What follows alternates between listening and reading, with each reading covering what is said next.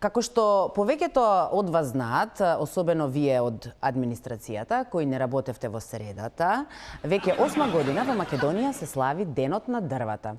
Или како што спортските навивачи го нарекуваат Денот на македонската фудбалска репрезентација. Овој ден има две своји изданија годишно, пролетно и есенско, се има одржано 16 пати и според официјалните бројки во Македонија, пазете сега, досега се засадени дури 50 милиони садници. 50 милиони садници. Ако само 1 метар квадратен е доволен за едно дрво, Македонија досега пошумила територија голема колку четвртина Белизе, третина Тринидад и Тобаго и цели холандски Антили. Браво!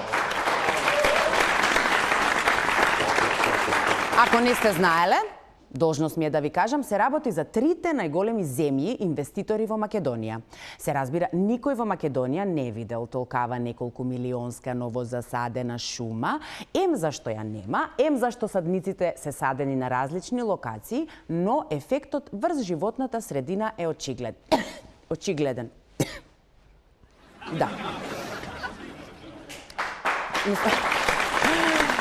Добро, може би не е баш очигледен, но Денот на дрвото е пропратен со медиумска кампања која што е за поздравување.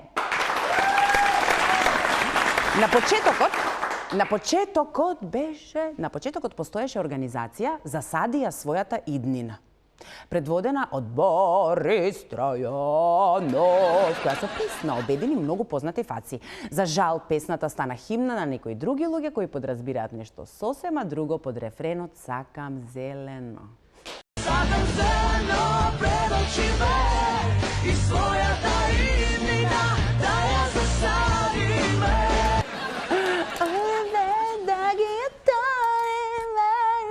Да ги искористам, да ги засадиме.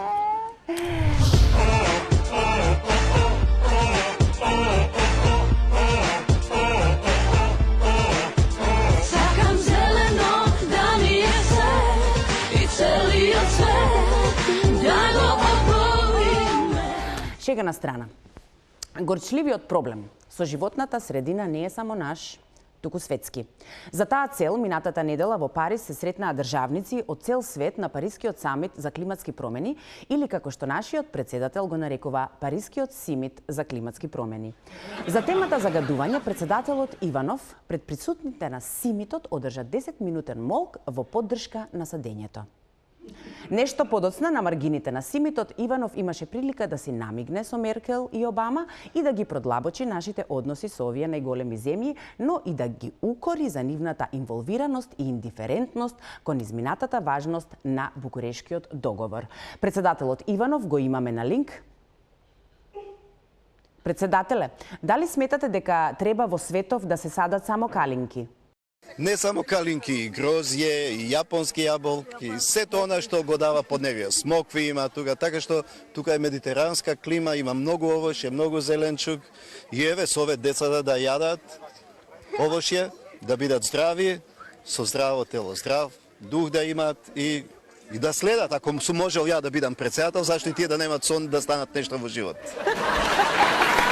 Мен сана инкорпоре сано, председателе, така е, така е. Ако вие можевте да станете председател, тогаш јас можам да станам и да си одам. Чао, Македонијо, остани ми зелена.